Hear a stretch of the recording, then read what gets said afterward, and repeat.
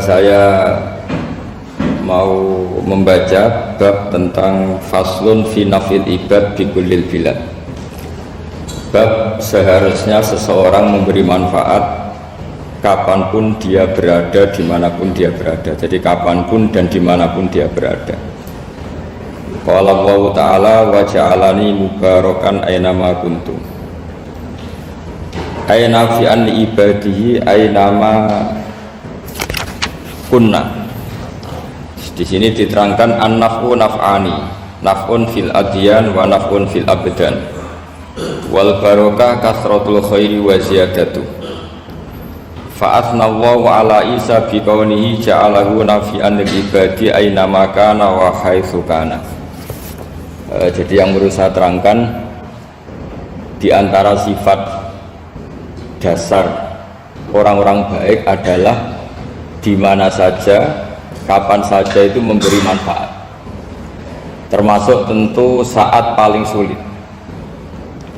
Jadi Nabi Isa menceritakan dirinya itu wa ja'alani mubarakan aynama kuntu, saya ditakdir Allah berada di mana saja memberi berkah, memberi kemanfaatan bagi orang lain. Ada beberapa cerita tentang Nabi Isa. Jadi perlu diketahui ada 3 nabi yang seperiode. Satu Ibrahim dan Nabi Lut. Ibrahim itu sama Nabi Lut itu pernah paman. Kedua Nabi Musa dan Harun. Sebetulnya yang jadi nabi itu Nabi Musa, tapi Nabi Musa karena alsak, lisannya tidak jelas, minta Nabi Harun, ya tentu minta kepada Allah supaya Nabi Harun jadikan nabi. Terus ketiga Nabi Isa dan Yahya.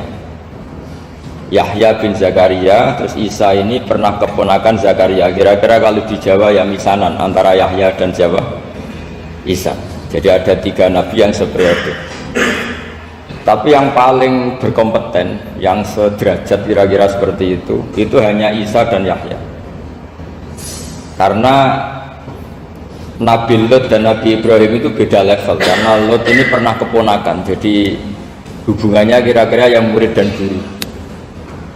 Terus Musa dan Harun itu juga nggak level, karena Nabi Harun ini jadinya nabi itu atas permohonan Nabi Musa. Sehingga meskipun Harun itu kakaknya, tapi nggak berani bantah. Jadi Nabi Musa itu dalam cerita beliau itu alsak. Alsak itu lesannya agak kedal. Tapi ini alsak yang barokah. Jadi dulu ceritanya Musa kecil karena dia seorang nabi, beliau seorang nabi. Itu kalau melihat Fir'aun itu mangkelnya bukan main. Padahal kecilnya dirawat Fir'aun. Sehingga cerita mulai kecil sudah usil. Kalau melihat Fir'aun itu ya jenggotnya dipakai mainan. Terus pokoknya nakal. Lama-lama Fir'aun curiga, dasar orang Israel. Nabi Musa ini turunan Israel. Lama-lama Fir'aun itu yakin kalau itu sengaja. Akhirnya Fir'aun mau membunuh Musa. Terus kata istrinya Fir'aun, Musa itu masih anak kecil, jadi seperti itu ya bawaan anak kecil, bukan bawaan kebencian terhadap orang Kipti, orang Mesir. Kalau dalam bahasa kitab kuno Mesir itu Egypt al-Kipti, makanya disebut Maria al-Kiptiyah. Kalau orang sekarang bilang Egypt itu bahasa kunonya Mesir itu al-Kiptiyah. Nah, memang secara bahasa Arab Mesir itu gak mungkin, bahasa Arabnya Mesir itu gak mungkin, karena Misro itu maknanya kota. Jadi kalau kamu bilang kamu kemana, ke Misro, ke kota, lah ya kota mana, ya kota Mesir, itu bisa debat kusir. Jadi ya kayak kita lah, kita sekolah di mana, di madrasah. Madrasah terjemahnya apa? Sekolah. Nah, kemudian oleh istrinya Fir'aun ya gini saja, buktikan kalau Musa itu masih anak kecil. Masyhur itu dalam cerita, dikasih bara api sama apel. Sebenarnya Musa kecil ini sudah pinter mau milih apel. Sama malaikat Jibril diarahkan tangannya itu ngambil apa?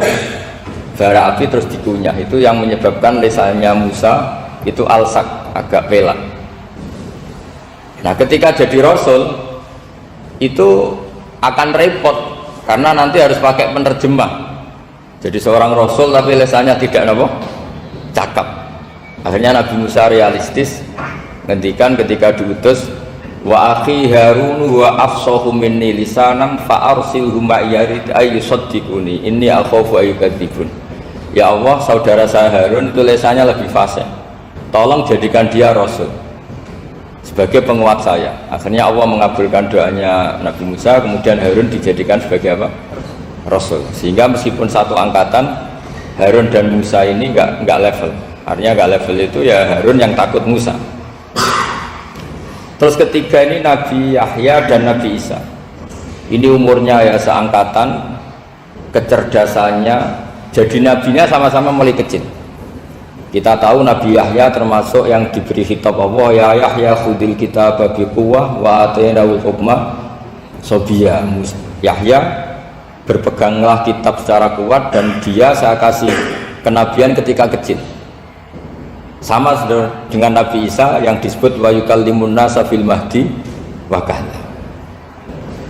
Sehingga karena selevel, dua nabi ini menjadi figur besar dalam manhaj, dalam metode dakwah. Dua, karena masih misanan tadi, kalau Jawa kira-kira mirip misanan. Dua nabi ini kalau memilih satu kampung, itu kalau Nabi Yahya itu milih kalau singgah di satu kampung, Nabi Yahya mesti tanya, orang sini yang paling soleh siapa, yang paling baik siapa. Ya terus singgah atau nginap di rumahnya orang baik tadi. Tapi kalau Nabi Isa enggak, orang sini yang nakal siapa, yang paling beling siapa. Terus Nabi Isa singgah di situ. Akhirnya ada pertanyaan dari Nabi Yahya, lima tanzilu ala syirarin nas, kenapa kamu selalu singgah di orang-orang nakal? Syiror itu orang-orang nakal. Masyhur itu Nabi Isa menjawab, ana tabibun udawil mardo. Di mana-mana Nabi itu ibarat seorang dokter, kerjaannya tentu menyembuhkan orang-orang yang apa? Sakit. Jadi dua nabi ini sering berdebat, tentu debat yang baik, dan itu menjadi cara Jawa itu punjeri ilmu. Jadi manhaj ilmu besar antara Yahya dan Isa. Begitu juga Nabi Yahya itu kelihatan agak rileks, panik, saking takutnya sama Allah. Kalau Nabi Isa itu rileks, pokoknya kumpul orang-orang nakal itu ya rileks. Akhirnya ada dua pertanyaan sekaligus nanti jadi dua manhaj. Kenapa kamu sering masam, sering kalau bahasa Arab itu abasa ya. Terus yang Nabi Yahya balik bertanya, kenapa kamu sering senyum, sering tertawa? Kenapa memangnya? Terus ka'annaka ta'manu min makrillah, kamu sering senyum kayak kami sudah terbebas dari azab Allah, dari ditegur Allah, seakan-akan kamu orang paling benar yang nggak akan salah. Nabi Isa balik tanya, sama kamu sering masam, sering merung, ka'annaka taqnatu min rahmatillah, seakan-akan kamu putus asa dari rahmatnya Allah.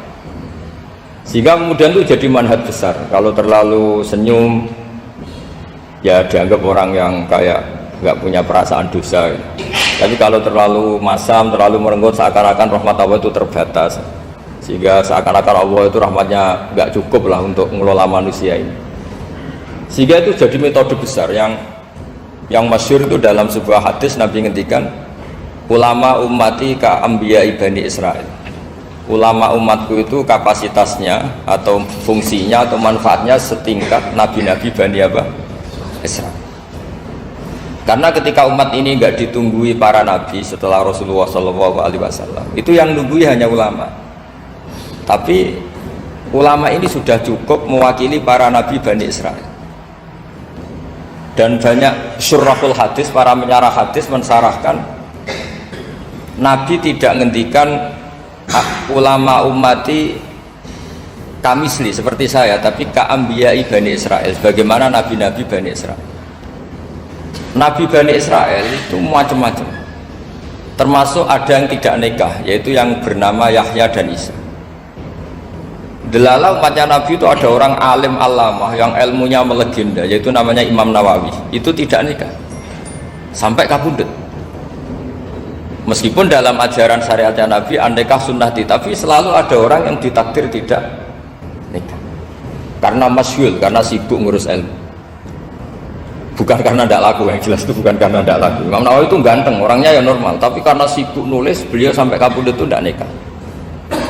Imam Sibawayh itu suka sekali sama ilmu, menjadi istri utamanya ya ilmu itu. Dia ganteng, Sibawayh itu maknanya tuh apel, dia ganteng sekali, sampai banyak cewek yang seneng. Akhirnya dia nikah, tapi nggak pernah dikumpulin. Dia belajar terus. Ketika beliau ke pasar, dulu nggak ada supermarket, beli kertas, kitabnya dibakar semua sama istrinya. Dikira istrinya terus mencintai dia, malah diceraikan. Itu siapa? Imam Sibawayh. Terus ada umatnya Nabi yang paling unik di dunia, mungkin Pak dosen, saya kiai pun nggak bisa niru.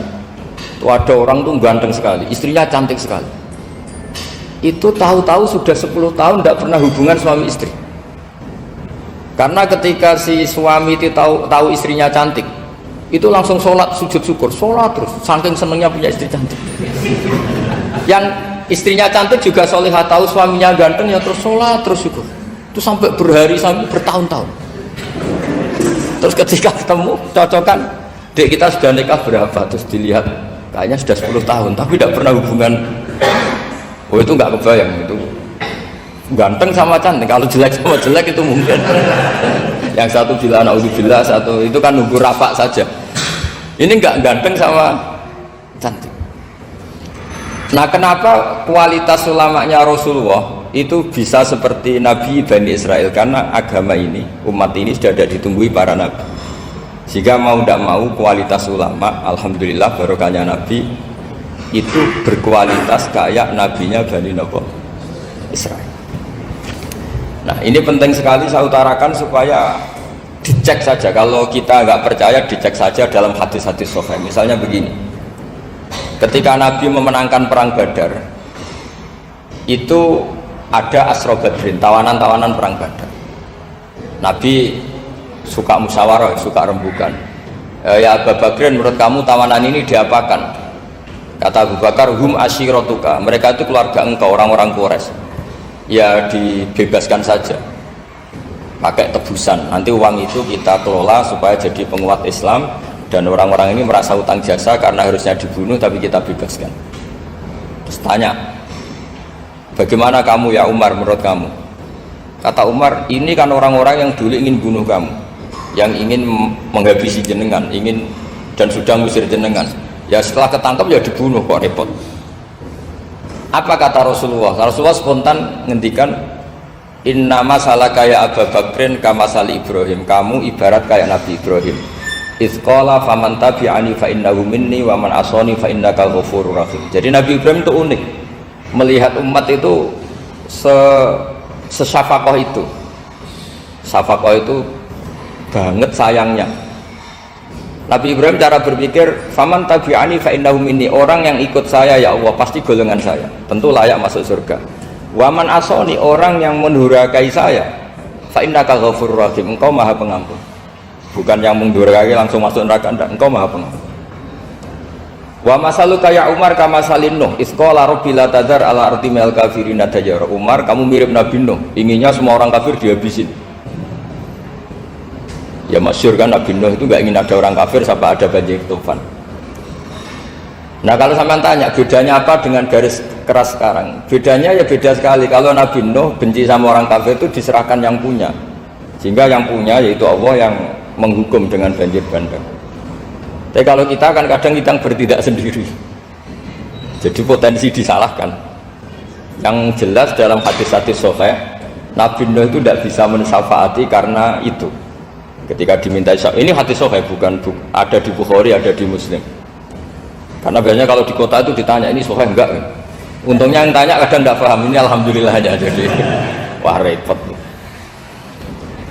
Nabi Nuh itu diantara sebabnya enggak bisa mensyafaati adalah pernah corong Jawa maksudno kaume. Kalau dalam bahasa Arab itu da'a li Zaidin berarti mendoakan positif, kalau da'a la Zaidin mendoakan negatif. Kalau orang Jawa itu ada doa, ada pasot.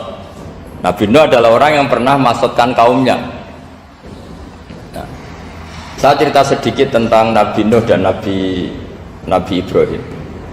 Nabi Ibrahim dianggap tadi cerminannya Abu Bakar, dianggap niru Ibrahim, cerminannya Umar, dianggap niru Nabi siapa? Nabi Nuh. Lalu kalau sampean tanya, bedanya gimana? Begini logikanya. Andai kan kita mengkaji secara akademik begini. Ada ulama besar namanya Abdul Hasan Asyadzili, itu masyhur di Indonesia menjadi Thariqah Syadziliyah. Terus ada seorang muridnya minta gini, ya Abdul Hasan Asyadzili, tolong saya dikasih ijazah supaya saya tidak pernah maksiat di bumi ini. Karena saya takut sama Allah, kalau saya maksiat itu merasa tidak nyaman dengan Allah. Abdul Hasan Asyadzili ini malah marah besar. Atuhibbu alla tadhharu maghfiratu. Kalau kamu tidak pernah maksiat, berarti kamu suka maghfirahnya Allah Ta'ala itu tidak kelihatan, karena nggak ada yang maksiat. Tapi bukan dukung kamu yang tidak ada, ini cerita ilmiah. Tapi kalau Said Abdul Al-Haddad itu kebalikannya. Ada orang fasik gitu, hidup berkeliaran, mengganggu masyarakat, ganggu ketertiban agama. Ada kiai atau siapa gitu mendoakan supaya tobat atau dikasih panjang umur supaya nanti bisa tobat.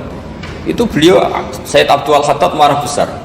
Man da'a li fasikin bil baqa faqad ahabba yusawahu fi ardi. Orang yang mendoakan orang fasik hidup berarti dia suka Allah dimaksiati di buminya. Jadi akhirnya jadi kutub besar, yang satu Syadziliyah, yang satu Haddadiyah.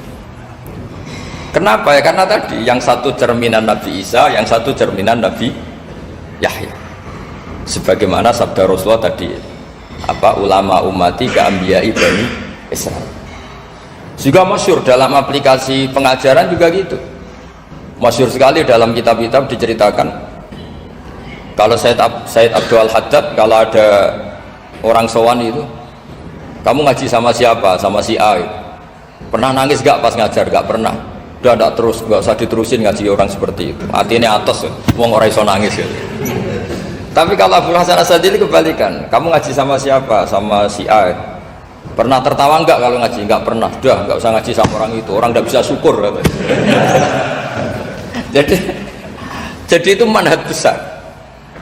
Nah akhirnya orang-orang kayak kita ini enggak jelas semua, nangis ya bisa, syukur, guyu ya bisa. Cuma celakanya kalau kita nangis karena tidak punya uang, kalau guyu karena punya uang, itu masalahnya. Tapi kalau wali-wali dulu enggak, kalau senyum ya karena saking yakin rahmatnya Allah itu wasiat rahmatu. Kalau nangis ya karena takut azabnya Allah. Kalau kita kan enggak, sangat-sangat materialistik. Ini yang membedakan kita. Sebenarnya nangis dan senyum itu satu keharusan, karena Allah punya madharul jalal. Ketika Allah dengan sifat keagungannya, maka kita ini coro Jawa serako bersenyum. Tapi Allah itu kadang sebagai madharul jamal, adanya satu keasikan, sehingga yang merengut itu yang salah. Makanya dalam ilmu tasawuf kutub wali itu hanya dua, Allah dengan madharul jalal, dengan Allah yang madharul jamal. Contoh madharul jalal misalnya gini, ketika Nabi Musa ingin melihat Allah, saking kangennya ingin melihat Allah, Rabbi arini anzur ilaik, ya Allah saya beri hak untuk melihat engkau. Allah dengan jalalnya gini, Allah itu qadim, superior, tentu gak layak tersentuh barang hadis itu makhluk. Sehingga ketika falam matajalla rabbuhu lil jabali ja'alahu dakka wa kharra Musa sa'iqa, sehingga gak levelnya, apapun hebatnya Nabi ini tetap makhluk, sementara Allah itu qadim, gak kuat. Makhluk yang fana ini, yang profan ini gak kuat menampung zat yang qadim, yang superior, sehingga gunung pun hancur, Nabi Musa pingsan. Tapi ketika Allah dengan madharul jamal itu Allah dengan keindahannya, dengan kasih sayangnya memberi hak makhluknya untuk melihat. Nah, di sini ini Allah sering ngendikan wujuhu yauma idzin nadhirah ila rabbiha nadhirah, nanti ada wajah-wajah yang di surga itu melihat saya, kata Allah. Tapi apakah betul melihat kayak saya melihat dosen, melihat Pak Rektor, melihat teman-teman? Itu tidak bisa, karena Allah itu qadim, sehingga meskipun manusia ahlul jannah melihat Allah, tetap Allah ngendikan la tudrikuhul absar wa huwa yudrikul absar.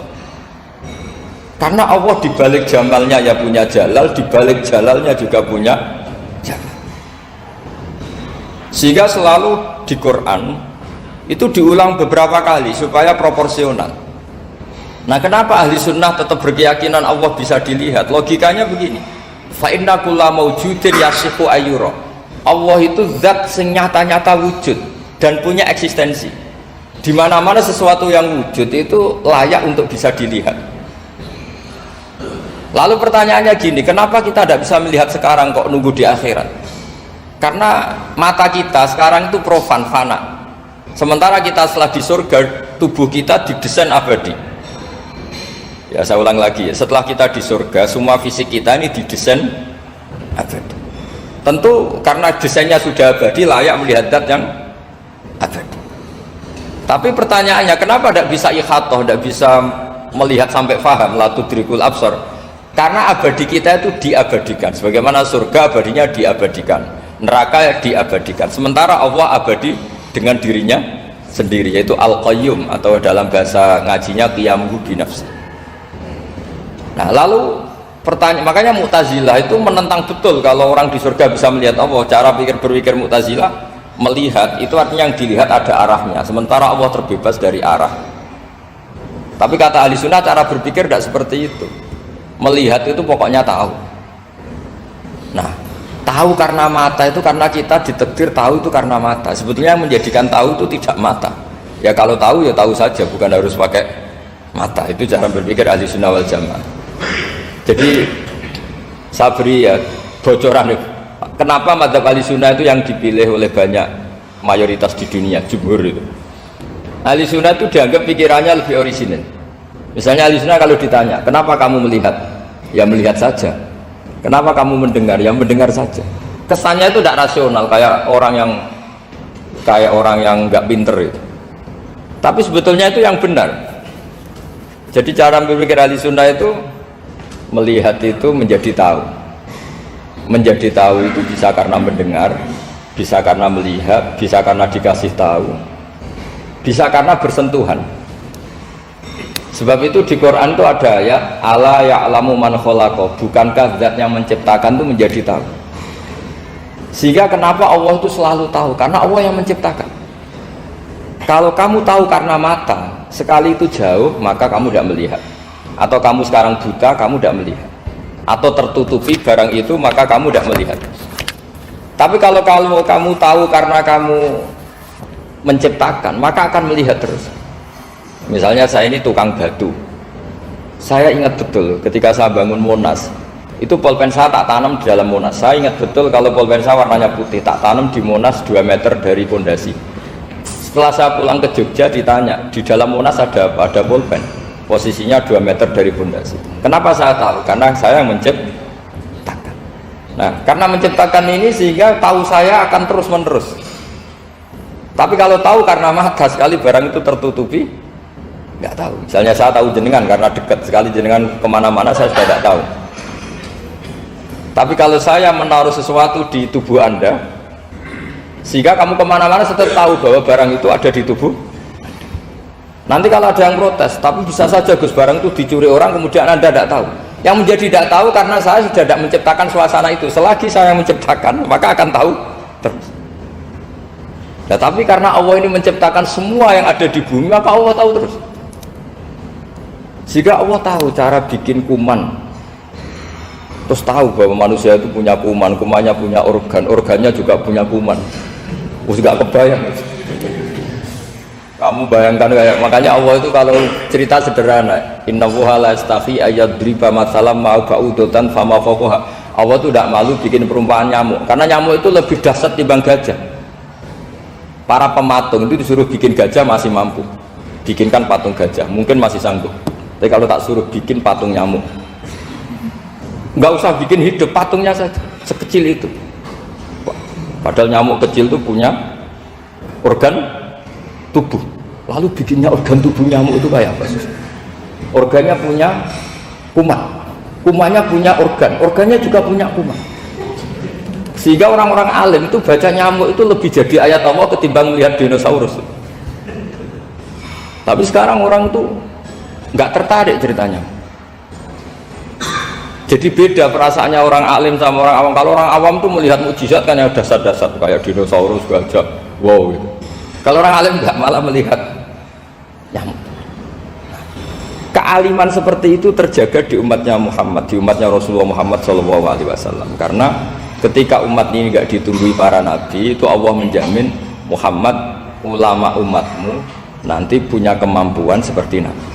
Tentu tidak dalam keutamaan ya, keutamaan tentu nggak sekelas sama nabi. Kenapa itu terjadi? Karena tadi Para nabi ini mewakili sekian karakter. Kalau kita sangat mencintai Indonesia, maka kita akan tegas siapapun yang ingin menghancurkan Indonesia. Itu kira-kira cerminan Nabi Nuh. Kalau kita sangat mencintai Allah, maka kita akan benci sebenci-bencinya sama orang yang mendurhakai Allah. Tapi masalahnya, Allah yang kita cintai itu memaklumatkan diri kalau bersifat Ghafur, pengampun. Jika kalau kita terlalu kasar, ini kan yang kita cintai bersifat Ghafur kok kita kasar. Di sini Nabi Ibrahim, beliau sangat mantel sekali sama yang durhaka sama Allah. Tapi mau mantel gimana? Zat yang mengajarkan itu bersifat Ghafur. Maka kita mau tidak mau, makanya ada riwayat mengatakan takhallaku bi akhlaqillah, kamu bertata krama kayak akhlaknya Allah. Akhirnya ya sudah, kita mau apa coba? Kira-kira kalau kamu mencintai seseorang, itu potensinya kan dua, protektif.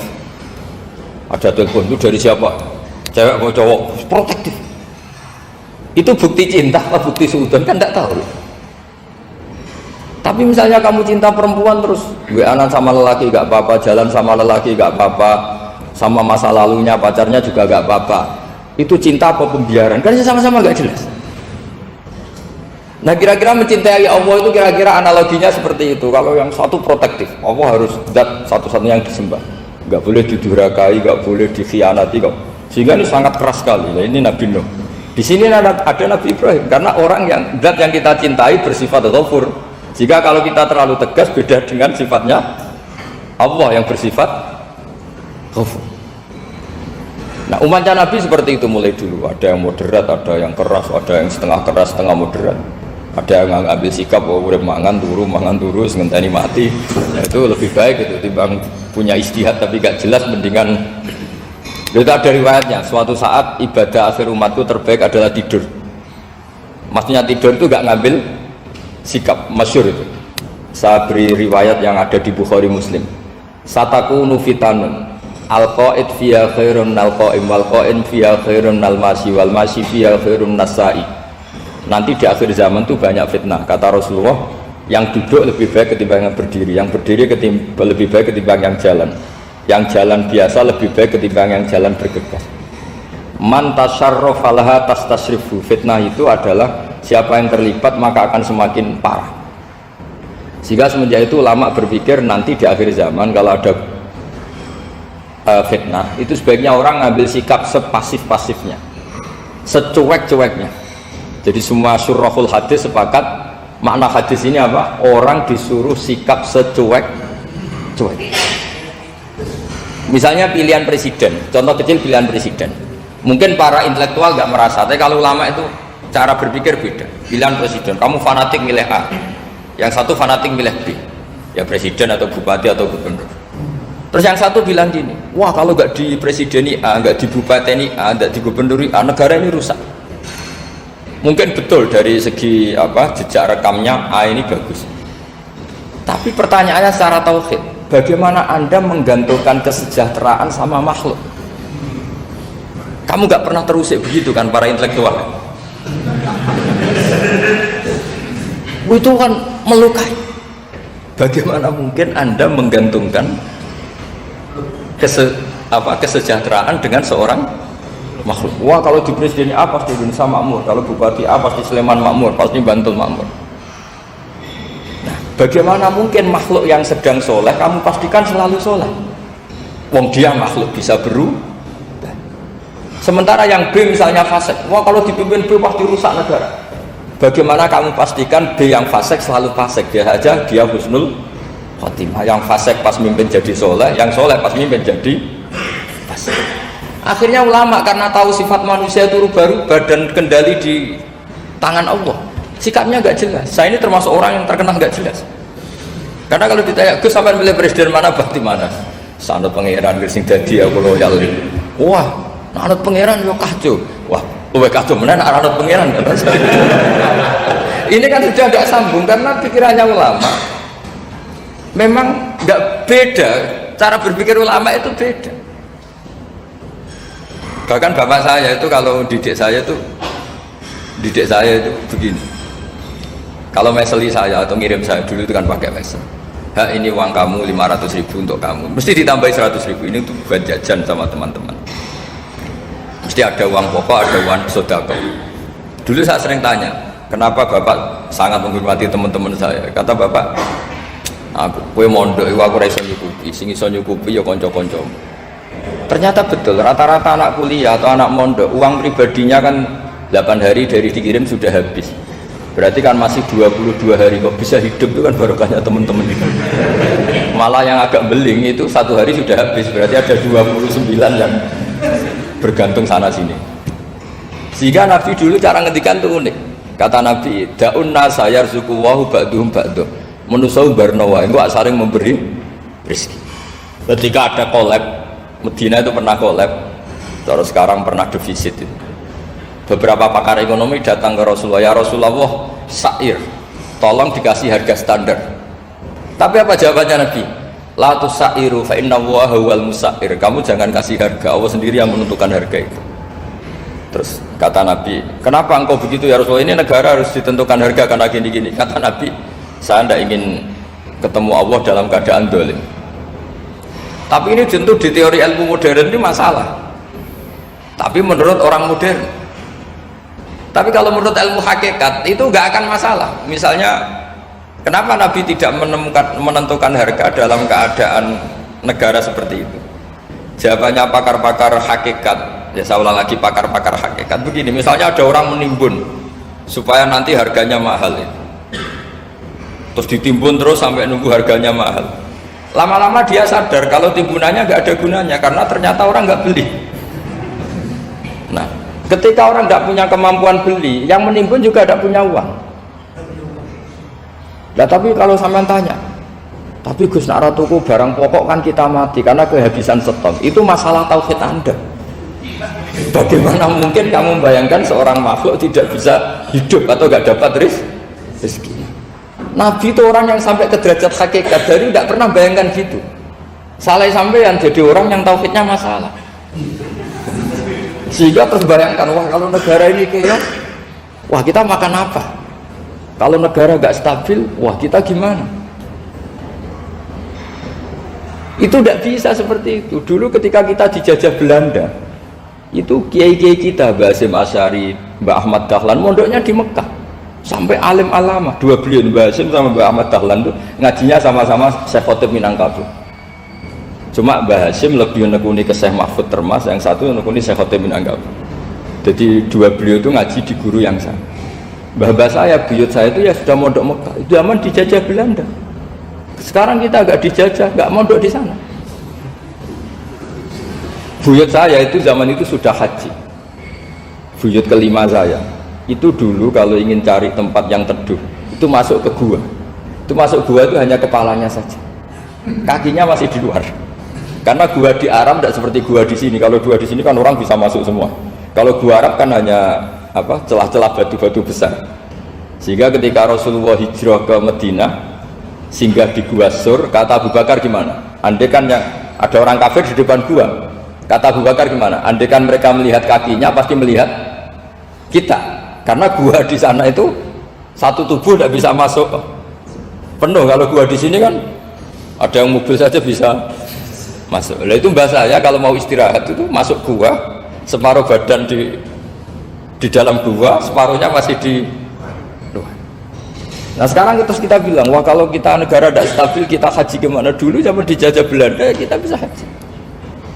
Soal kebahagiaan, nenek moyang pulau jenengan tuh anaknya banyak, dijajah Belanda, jajah Jepang ya nyatanya anaknya banyak-banyak.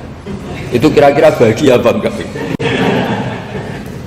Nah artinya gini, ya tentu kita tidak ingin dijajah itu tentu ya, tapi kita ini selalu latah. Wah kalau ekonomi jatuh kita makan apa? Kalau kita dijajah kita tidak perlu seperti itu. Rahmatnya Allah Ta'ala itu akan adrokatna. Rahmatnya Allah Ta'ala akan menemukan kita apapun kondisi kita, apapun keadaan kita. Ini cara berpikir tauhid. Sehingga Nabi itu tidak pernah bayangkan umatku narata tunggoni piye, ditunggoni Allah. Sehingga masyhur dalam hadis-hadis sahih, la tazalu ta'ifatun min ummati dzahirina 'alal haq la yadurruhum man khadalahum wala man khalafahum wala man nawa'ahum. Selalu di umatku ada kelompok-kelompok yang selalu membela kebenaran dan tidak akan terkalahkan oleh kesesatan di akhir zaman. Kenapa?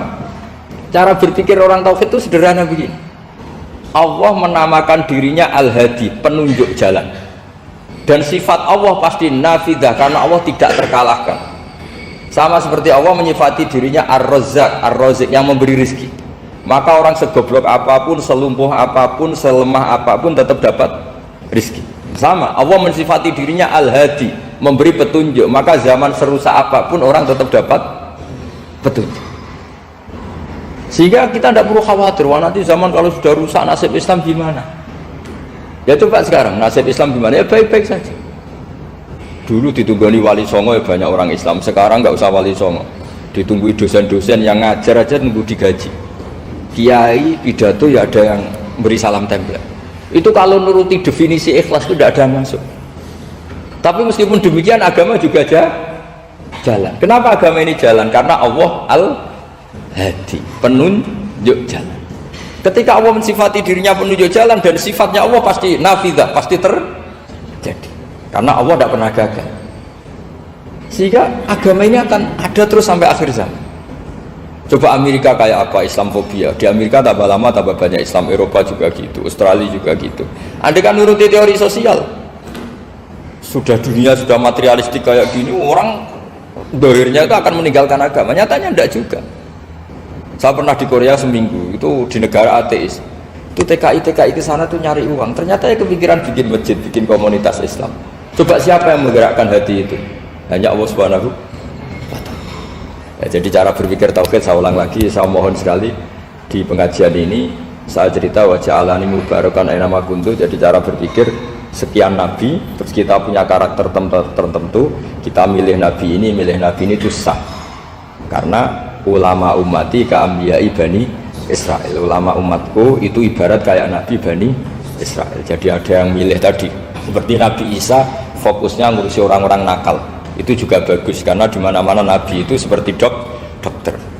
Tapi Nabi Yahya hanya berkawan sama orang-orang soleh. Kita tahu berkawan orang fasik itu resiko ketularan.